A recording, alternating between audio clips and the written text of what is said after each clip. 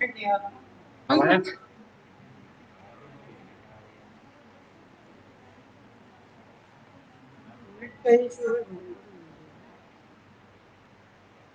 students, welcome to the online class of DLED English 4th semester. I am Shipra Singh, lecturer SCERT. Today in this class, I will deal with structural classification of sentences. आज हम इस class में structural classification of sentences के बारे में पढ़ेंगे. Now, structurally, a sentence can be divided into three categories. Sentence को three categories में divide किया जा सकता है structurally. One is simple sentence, second is compound sentence, and the third is complex sentence. Simple sentence, compound sentence, and complex sentence. Now, first we should know what is simple sentence. Simple sentence has only one finite verb. Simple sentence वो sentence होता है जिसमें केवल एक finite verb होती है. Now, we will move on to compound sentence. Compound sentence joins two independent clauses with coordinators like as, but, or semicolon. Then thirdly, we will move on to complex sentence. Complex sentence has one independent clause and to one or more dependent clause. For example, every teacher knows that Ram is a dull boy. Every teacher knows. This is independent clause. Every teacher knows is an independent clause. That Ram is a dull boy. That Ram is a dull boy is dependent on the first part of the sentence. देखिए, sentence होता है उसको हम तीन categories में divide कर सकते हैं. पहला है सिंपल सेंटेंस, दूसरा है कंपाउंड सेंटेंस और तीसरा है कॉम्प्लेक्स सेंटेंस. सिंपल सेंटेंस जो होता है उसमें केवल एक फाइनाइट वर्ब होती है. इसके बारे में अभी डिटेल से हम डिस्कस करेंगे. Second is compound sentence. Compound sentence जो होते हैं वो दो इंडिपेंडेंट क्लॉजेस को ज्वाइन करते हैं कोऑर्डिनेटर्स के थ्रू. दो इंडिपेंडेंट क्लॉज जो अपना फुल मीनिंग कंटेन करते हैं और वो कोऑर्डिनेटर्स हो सकते हैं एंड, बट, और, एल्स और semicolon etcetera. Then there is complex sentence. जो कॉम्प्लेक्स सेंटेंस होता है उसमें एक इंडिपेंडेंट क्लॉज होती है और एक या एक से अधिक डिपेंडेंट क्लॉज होती है जो कि उस इंडिपेंडेंट क्लॉज के ऊपर आश्रित होती है. इस लेक्चर में हम सिंपल सेंटेंस पे फोकस करेंगे और जानेंगे सिंपल सेंटेंस क्या होता है. देखिए, मैंने जैसे बताया कि सिंपल सेंटेंस में केवल एक फाइनाइट वर्ब होता है.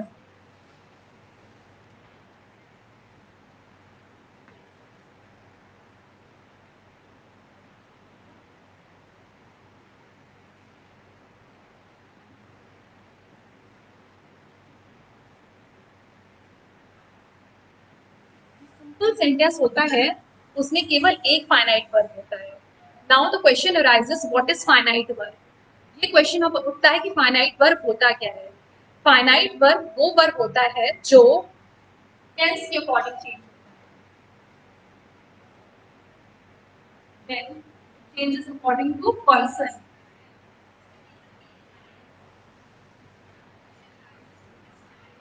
and changes according to number. देखिए, सिंपल सेंटेंस वो सेंटेंस होता है जिसमें एक फाइनाइट वर्ब होता है. ये चीज आपको मेमोराइज करनी है. जिसमें एक फाइनाइट वर्ब होता है वो सिंपल सेंटेंस होता है.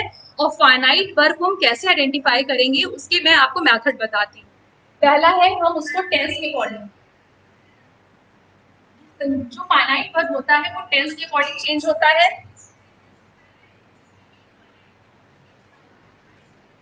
टेंस के अकॉर्डिंग चेंज होता है, पर्सन के अकॉर्डिंग चेंज होता है एंड नंबर के अकॉर्डिंग चेंज होता है. Tense means past tense, present tense and future tense.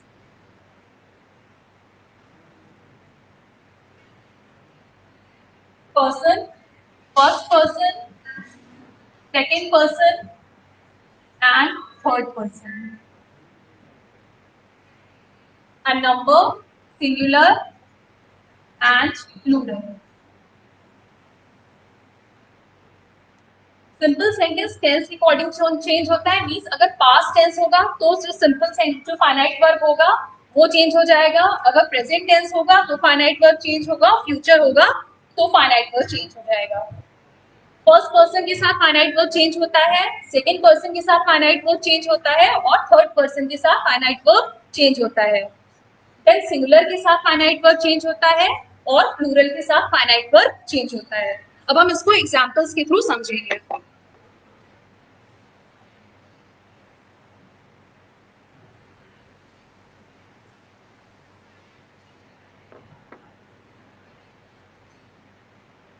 एक एग्जांपल लेके समझते हैं। आई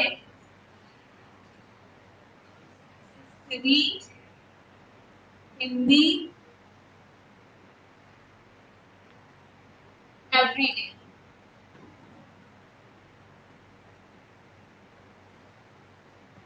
I study Hindi every day. Second sentence, I studied Hindi yesterday.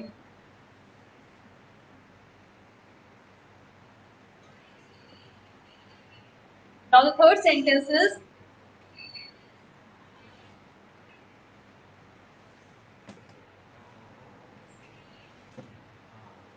I will study Hindi tomorrow.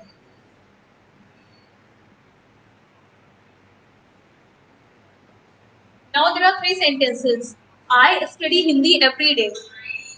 I studied Hindi yesterday. And I will study Hindi tomorrow. Now these are tenses. Every day, yesterday, and tomorrow. Now there is verb study. Study is changing according to tense. Here it is study. मैं हर दिन हिंदी पढ़ता हूँ, तो जो study है, जो verb है, वो एज इट इज है। Then I studied Hindi yesterday. कल मैंने हिंदी पढ़ी थी। तो ये पास्ट टेंस की बात हो रही है। चूंकि पास्ट टेंस की बात हो रही है तो देखिए यहाँ पे फाइनाइट वर्ब चेंज हो गया, स्टडी की जगह स्टडीड हो गया। अब I will study Hindi tomorrow, मैं हिंदी कल पढ़ूंगी।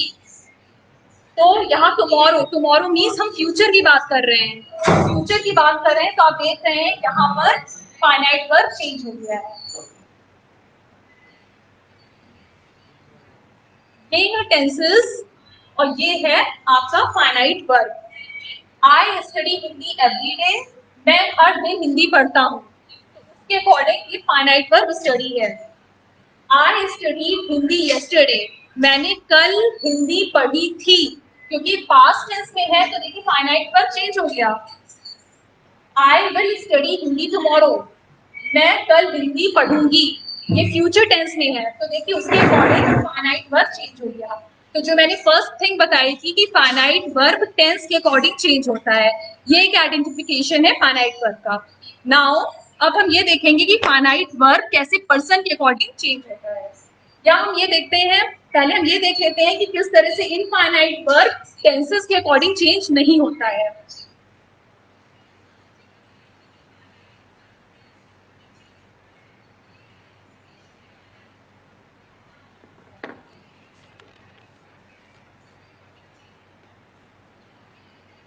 I studied Hindi to improve my communication.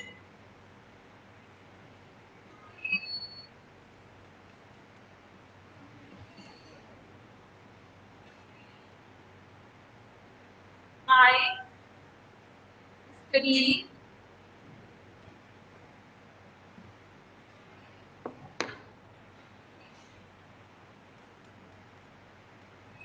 Hindi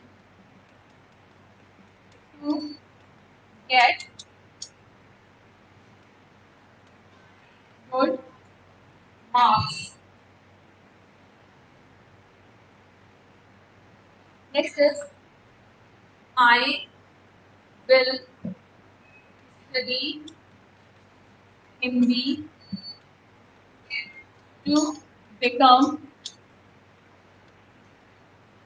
a Hindi teacher.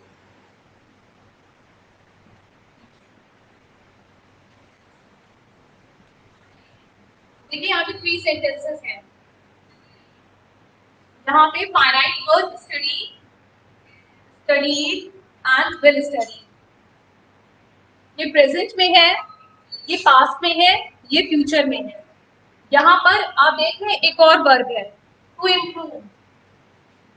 यहाँ पर आप देख रहे हैं एक और वर्ब है टू गेट। यहाँ पर आप देख रहे हैं एक और वर्ब है टू बिकम। अब आप कैसे आइडेंटिफाई करेंगे कौन सा फाइनाइट वर्ब है, कौन सा इनफाइनाइट वर्ब है? फाइनाइट वर्ब मैंने बताया था टेंस के अकॉर्डिंग चेंज होता है। तो ये देखिए क्योंकि इसमें टेंसेस ऑलरेडी हैं। ये स्टडी प्रेजेंट टेंस को डिनोट कर रहा है, ये पास्ट टेंस को डिनोट कर रहा है, विल स्टडी फ्यूचर टेंस को डिनोट कर रहा है। I study Hindi to improve my communication. अब देखिए यहाँ पे इम्प्रूव चेंज नहीं हो रहा है, स्टडीड के साथ भी यहाँ पे देखिए टू गेट, विल स्टडी के साथ टू बिकम, सब देखिए फर्स्ट फॉर्म में ही है। तो ये हो जाएगा इनफाइनाइट वर्ब और ये हो जाएगा फाइनाइट वर्ब। तो अगर कोई ये पूछेगा कि ये आपका सिंपल सेंटेंस है कि कॉम्प्लेक्स सेंटेंस है, आपका आंसर होगा ये सिंपल सेंटेंस है। क्यों? क्योंकि यहाँ पे केवल एक फाइनाइट वर्ब है और जो आपको इम्प्रूव दिख रहा है फाइनाइट वर्ब नहीं है, ये इन्फिनिटिव है, इससे पहले टू लगा है। प्लस आप ये भी देख रहे हैं कि ये जो इन्फिनिटिव है, ये जो इनफाइनाइट वर्ब है, ये टेंस के साथ चेंज नहीं हो रहे हैं। इम्प्रूव इम्प्रूव है, इम्प्रूव नहीं हुआ, गेट का गॉट नहीं हुआ, बिकम का बिकेम नहीं हुआ। नाउ अब हम ये देखेंगे कि सिंपल फाइनाइट वर्ब किस तरह पर्सन के साथ चेंज होते हैं।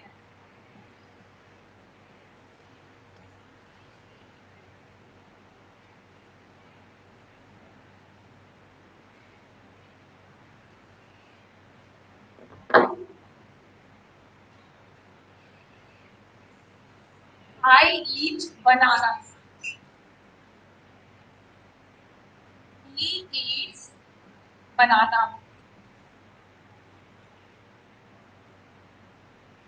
They eat banana. You eat banana. Simple sentence में वो होता है जिसमें एक फाइनाइट वर्ब होता है, और फाइनाइट वर्ब वो होता है जो टेंस के साथ चेंज होता है, पर्सन के साथ चेंज होता है और नंबर के साथ। टेंस के साथ चेंज कैसे होता है वो देख चुके हैं। अब हम ये देखेंगे कि वो पर्सन के साथ कैसे चेंज होता है। यहाँ पर पर्सन ये है, first person I, third person he, they third person, you second person. इसके साथ देखिए यहाँ पे फाइनाइट वर्ब ये है, आई के साथ ईट, ही के साथ ईट, दे के साथ ईट एंड यू के साथ ईट। देखिए फाइनाइट वर्ब जो है वो पर्सन के साथ ही आप देख रहे हैं चेंज हो रहा है। अब हम ये देखेंगे कि फाइनाइट वर्ब किस तरह पर्सन के साथ चेंज, जो इनफाइनाइट वर्ब होता है वो पर्सन के साथ चेंज नहीं होता है। I eat banana to gain weight, he eats banana to build his body, they eat banana to get energy। इस तरह से हम आगे भी बना सकते हैं। अब हम देखते हैं यहाँ पे I eat banana to gain weight। यहाँ पर हमें कितने वर्ब दिख रहे हैं, एक तो eat है, दूसरा to gain। He eats banana फिर to build, they eat banana to get। ये फाइनाइट वर्ब है क्योंकि ये पर्सन के साथ चेंज हो रहे हैं, लेकिन ये फाइनाइट वर्ब नहीं है क्योंकि पर्सन के साथ चेंज नहीं हो रहे हैं। आई के साथ भी टू गेन फर्स्ट फॉर्म, ही के साथ भी टू बिल्ड फर्स्ट फॉर्म और दे के साथ भी सेम टू गेट। तो देखिए इनफाइनाइट वर्ब जो है वो पर्सन के साथ चेंज नहीं हो रहा है। तो अगर आपसे कोई पूछे ये सिंपल सेंटेंस है, कॉम्प्लेक्स सेंटेंस है, कंपाउंड सेंटेंस है, तो आप सिंपली देखेंगे कि वहां पे कितने फाइनाइट वर्ब है। यहाँ पे जिसको नहीं पता होगा, जो अननोन होगा, वो कहेगा यहाँ पे दो है, एक तो गेन है, एक ईच है। लेकिन ये गेन फाइनाइट वर्ब नहीं है क्योंकि इससे पहले टू लगा है तो इनफिनिटिव हो गया। दूसरी बात, ये पर्सन के साथ ही चेंज नहीं हो रहा है। तो जो इनफाइनाइट वर्ब होते हैं वो पर्सन के साथ चेंज हो जाते हैं।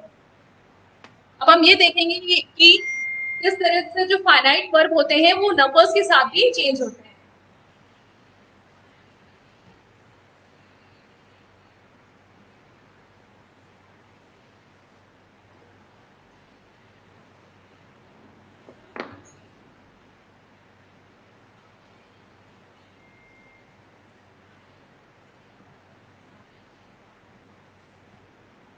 Mango is sweet.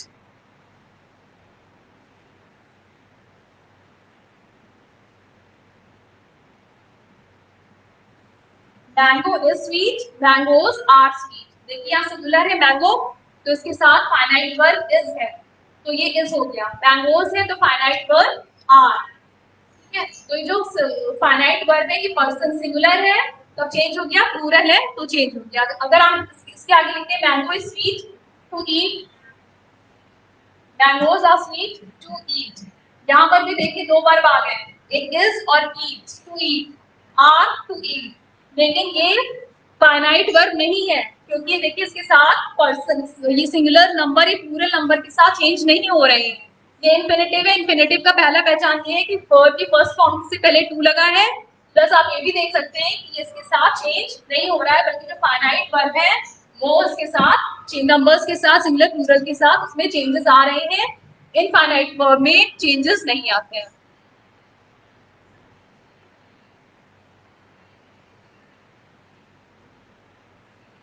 अभी हमने देखा कि सेंटेंस जो होते हैं उनको स्ट्रक्चरली तीन पार्ट्स में डिवाइड कर सकते हैं, तीन कैटेगरीज में डिवाइड कर सकते हैं, simple, complex and compound. Simple sentence जिसमें वन फाइनाइट वर्ब होता है। फाइनाइट वर्ब वो होता है जो टेंस के साथ, पर्सन के साथ और नंबर के साथ चेंज हो जाता है। कंपाउंड सेंटेंस वो सेंटेंस होते हैं जिसमें दो इंडिपेंडेंट क्लॉजेस होती हैं जो कि कोऑर्डिनेटर्स के साथ जुड़ी होती हैं। और कॉम्प्लेक्स सेंटेंस वो सेंटेंस होते हैं जिसमें एक इंडिपेंडेंट क्लॉज होती है और उसके साथ एक से अधिक डिपेंडेंट क्लॉज होती है।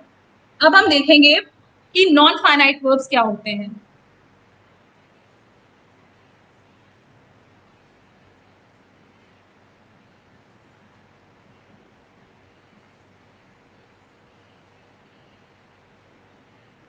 देखिए नॉन फाइनाइट, जैसे फाइनाइट वर्ब मैंने बताया टेंस के साथ चेंज होते हैं, नंबर के साथ चेंज होते हैं और पर्सन के साथ चेंज होते हैं। लेकिन जो नॉन फाइनाइट वर्ब होते हैं वो इन तीनों के साथ चेंज नहीं होते हैं।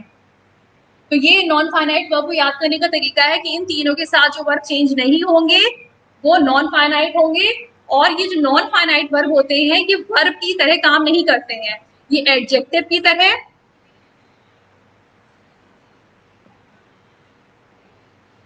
Adverb and noun.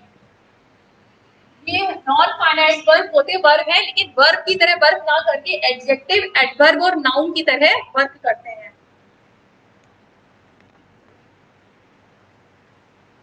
अब नॉन फाइनाइट कितने टाइप के होते हैं?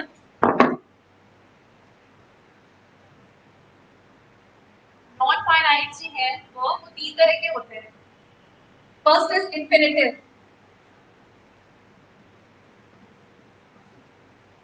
Second is gerund, and third is participle. Infinitive, gerund और पार्टिसिपल, इन तीनों को नॉन फाइनाइट्स कहते हैं। इन्फिनिटिव होता है वर्ब की first form plus I N G, जैसे go plus I N G, going. Verb plus I N G, verb की first form plus I N G से पहले टू लगता है, टू प्लस वर्ब की first form plus I N G, go plus I N G, going से पहले to लगेगा। Sorry, that is infinitive is to, verb की base form, go plus run plus to, C plus two. तो this is infinitive verb की जो first form है, इससे पहले टू लगेगा। ओके, वर्ब की जो फर्स्ट जैसे गो है ये वर्ब की फर्स्ट फॉर्म है, रन है ये वर्ब की फर्स्ट फॉर्म है, एंड सी वर्ब की फर्स्ट फॉर्म है। इससे पहले आप क्या लगा देंगे, to. To go, to run, to see, ये इंफिनिटिव हो जाएगा। Okay, now we will move on to gerund. Gerund क्या होता है, वर्ब की first form plus ING, verb की first form plus I N G. For example swim, swim verb की first form है, इसके आगे हम आईएनजी लगा देंगे, तो ये हो जाएगा स्विमिंग। वर्ब की first form plus ING, swimming. जो जिरेंड होता है ये वर्बल नाउन होता है। जिरेंड जो होता है ये वर्बल नाउन होता है। इसे कहने का ये मतलब है ये एक तरह का नाउन, ये एक तरह का वर्ब होता है जो नाउन की तरह काम करता है। वर्ब की first form form plus ING, swimming. Swimming is my hobby. Example, swimming is a good exercise. Swimming is a good exercise. यहाँ पर स्विमिंग जो है ये वर्ब की तरह काम ना करके नाउन की तरह काम कर रहा है, तो इसलिए जिरेंड को वर्बल नाउन कहते हैं। पार्टिसिपल जो है ये होता है वर्बल एडजेक्टिव।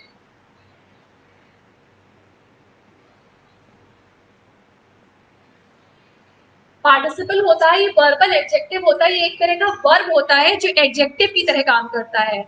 जिरेंड वर्ब होता है जो नाउन की तरह काम करता है, पार्टिसिपल एक तरह का वर्ब होता है जो एडजेक्टिव की तरह काम करता है। अब हम देखेंगे कि पार्टिसिपल को थोड़ा डिटेल में देखते हैं।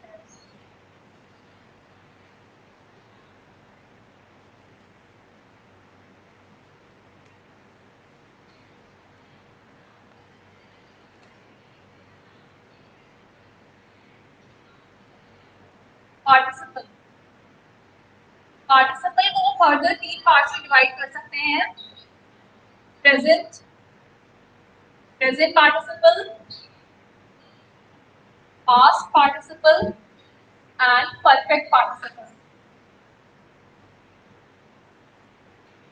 Present participle, past participle and perfect participle.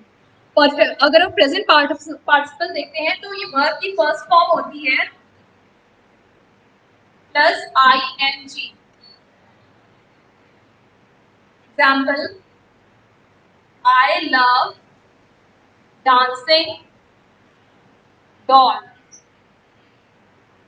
I love dancing doll. Okay, यहाँ पे देखिए ये जो डांसिंग है ये क्या है, प्रेजेंट पार्टिसिपल। डांसिंग है ये प्रेजेंट पार्टिसिपल है, और dance plus ING, verb plus इसके साथ वर्ब की first form dance plus ING, dancing doll. जैसे मैंने बताया था जो पार्टिसिपल होता है ये वर्बल एडजेक्टिव होता है।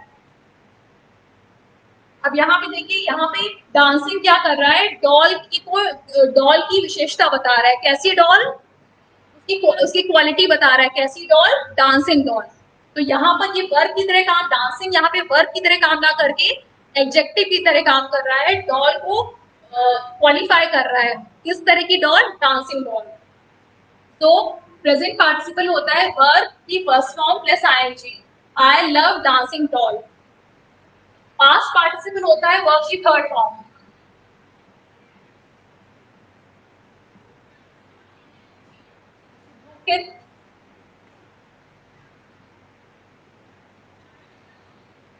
Broken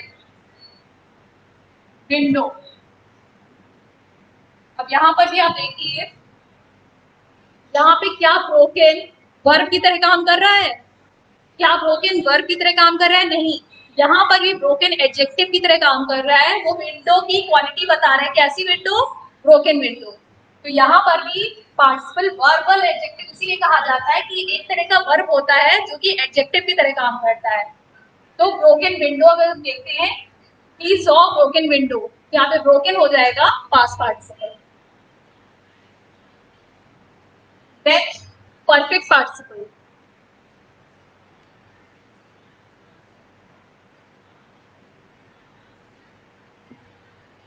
perfect participle having plus third form of verb या having been plus third form of verb या being plus third form of verb। जो having plus third form of verb है, ये एक्टिव पार्टिसिपल की तरह काम करता है। और इस एक्टिव मीन्स में, एक्टिव पार्टिसिपल में एक्टिव की तरह काम करता है, कहने का मतलब ये है कि सब्जेक्ट जो होता है वो खुद काम कर रहा होता है, और इसमें ये जो दो होते हैं ये पैसिव की तरह वर्क करते हैं। काम कोई और कर रहा होता है, उसका इफेक्ट सब्जेक्ट पे पड़ता है। तो हैविंग प्लस वर्ब की थर्ड फॉर्म ये जब यूज करते हैं तो एक्टिव फॉर्म में, एक्टिव पार्टिसिपल की फॉर्म में यूज करते हैं। और जब ये हैविंग बीइंग प्लस वर्ब की थर्ड फॉर्म, ये पैसिव यूज होता है इसका, और बीइंग प्लस वर्ब की थर्ड फॉर्म ये भी इसका पैसिव यूज होता है। एक्टिव यूज मैंने बताया है कि सब्जेक्ट खुद कोई काम कर रहा होता है, और पैसिव किसी और के काम का प्रभाव सब्जेक्ट पे पड़ता है। हम कुछ एग्जाम्पल्स देखेंगे।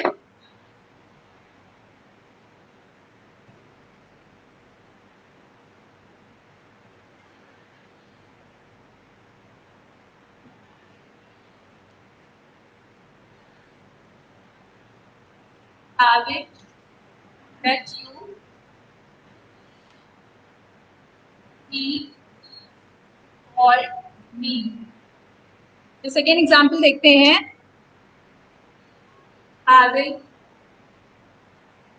finished my work, I relaxed।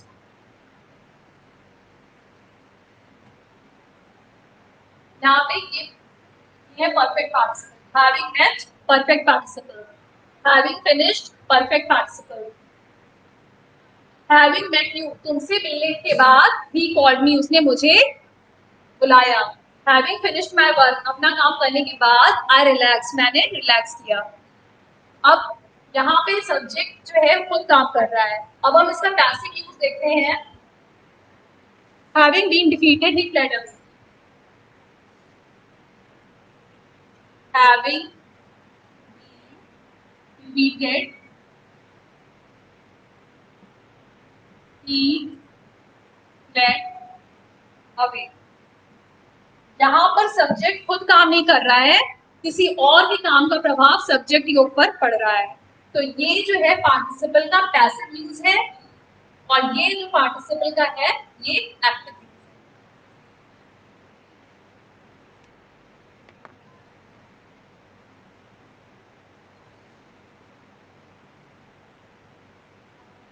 अब हम देखेंगे, अब हम कुछ सेंटेंसेस को आइडेंटिफाई करेंगे कि वो एक्टिव, कि वो पैसिव है, कि वो कॉम्प्लेक्स है, सिंपल है, या कंपाउंड है। जैसे she likes to play hockey.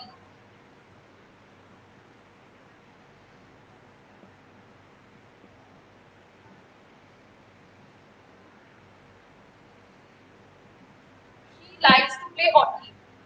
अब यहाँ पे आपको कितने वर्ब दिख रहे हैं? शी लाइक्स और to play. She likes to play hockey, ये क्या सिंपल सेंटेंस है, या कॉम्प्लेक्स सेंटेंस है, या कंपाउंड सेंटेंस है? इसको जानने के लिए हम देखेंगे इसमें फाइनाइट वर्ब कितने हैं। देखिए इसमें फाइनाइट वर्ब एक है, लाइक्स। टू प्ले क्या हो जाएगा? इंफिनिटिव। तो ये कौन सा सेंटेंस हुआ? ये सिंपल सेंटेंस हुआ।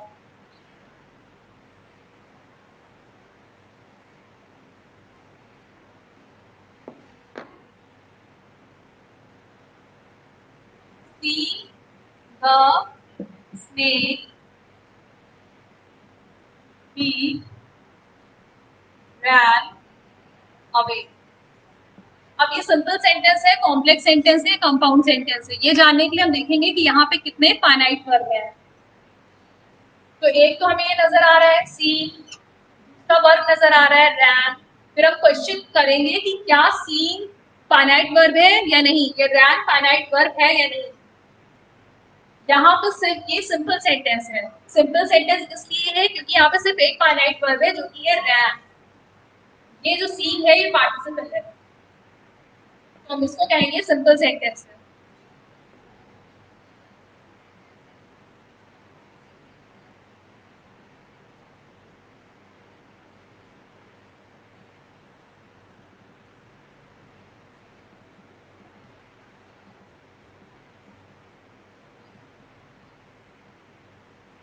Smoking is injurious to health. यहाँ पर अब हम देखेंगे कि कितने फाइनाइट वर्ब है। पहले तो हम ये जानेंगे कि सिंपल है, कॉम्प्लेक्स है, कंपाउंड है।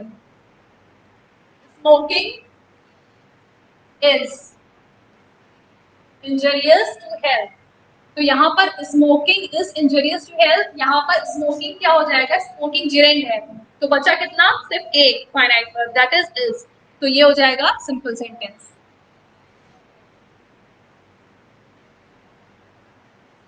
इसी तरह से हम आइडेंटिफाई कर सकते हैं, कई सारे आपको सेंटेंस दिए हो, simple sentence, compound sentence, complex sentence, आप आइडेंटिफाई कर लेंगे कि ये सेंटेंस सिंपल सेंटेंस है bye knowing whether there is one finite verb or more than one finite verb, or that may be infinitive, gerund or participle. इसी तरह से हम interchange of simple sentence into compound sentence and interchange of compound sentence into simple sentence, complex sentence ये भी कर सकते हैं। जैसे ये कंपाउंड सेंटेंस को हम सिंपल सेंटेंस में करते हैं। The sun rose and the farmers began to plow their field.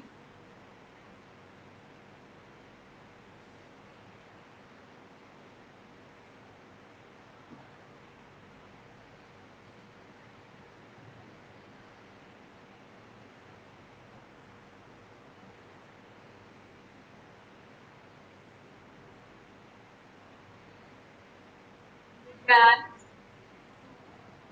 to plow their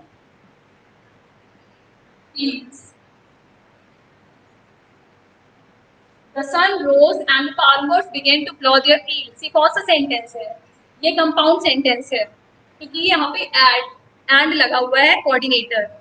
अब आपको इस कंपाउंड सेंटेंस को सिंपल सेंटेंस में कन्वर्ट करना है, तो आप कैसे करेंगे, आप कुछ ऐसी टेक्निक लगाएंगे कि इसमें से हम क्या कर दें, सिर्फ एक फाइनाइट वर्ब में आए, जिससे वो सिंपल सेंटेंस में आ जाएगा। हो जाएगा the sun having risen, the farmers began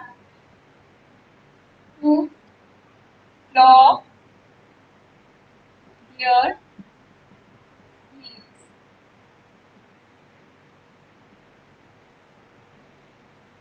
The sun having risen, the farmers began to plow their fields. ये कंपाउंड सेंटेंस था, अब आपने इसको सिंपल सेंटेंस में कन्वर्ट कर दिया। कैसे, केवल इसमें हमने क्या किया, केवल एक फाइनाइट वर्ब लगा दिया। यहाँ पे देखिए मोर देन वन वर्ब है, इस वाले सेंटेंस में वर्ब एक से ज्यादा है, इसलिए सिंपल इसमें जो फाइनाइट वर्ब है वो एक से ज्यादा है। ठीक है, the sun rose, farmers began to plough their fields. तो यहाँ पर देखिए जो वर्ब है, फाइनाइट वर्ब है, यहाँ पे एक से ज्यादा है, और यहाँ पर आप देखिए यहाँ पे केवल एक आपको फाइनाइट वर्ब मिलेगा जो कि है बिगैन। ठीक है, द सन हैविंग राइजन। अब यहाँ पे राइजन देखने में लग रहा है कि ये क्या है, वर्ब है, लेकिन ये सन हैविंग राइजन क्या हो जाएगा, ये पार्टिसिपल हो जाएगा, परफेक्ट पार्टिसिपल। तो बचा कितना, केवल एक फाइनाइट वर्ब। तो ये आपने क्या किया, कंपाउंड सेंटेंस को सिंपल सेंटेंस में कन्वर्ट कर दिया।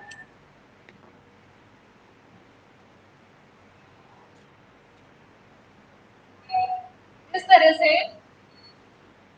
तरह से आप प्रैक्टिस कर सकते हैं कि किस तरह की, पहले तो आप ये प्रैक्टिस करिए कि किस तरह से आप सिंपल सेंटेंस, कंपाउंड सेंटेंस और कॉम्प्लेक्स सेंटेंसेस को आइडेंटिफाई करेंगे। अपने नेक्स्ट क्लास में मैं कंपाउंड सेंटेंस और कॉम्प्लेक्स सेंटेंस में फोकस करूंगी। इस क्लास में आपने ये जाना कि सिंपल सेंटेंस क्या होते हैं और किस तरह से आप उनको डिफरेंशिएट कर सकते हैं कंपाउंड सेंटेंस और कॉम्प्लेक्स सेंटेंस से। साथ ही आपको इसकी भी प्रैक्टिस करनी है कि किस तरह से आप कंपाउंड सेंटेंस को सिंपल सेंटेंस में कन्वर्ट करें, कॉम्प्लेक्स सेंटेंस को सिंपल सेंटेंस में कन्वर्ट करें या सिंपल सेंटेंस को कंपाउंड या कॉम्प्लेक्स में कन्वर्ट करें।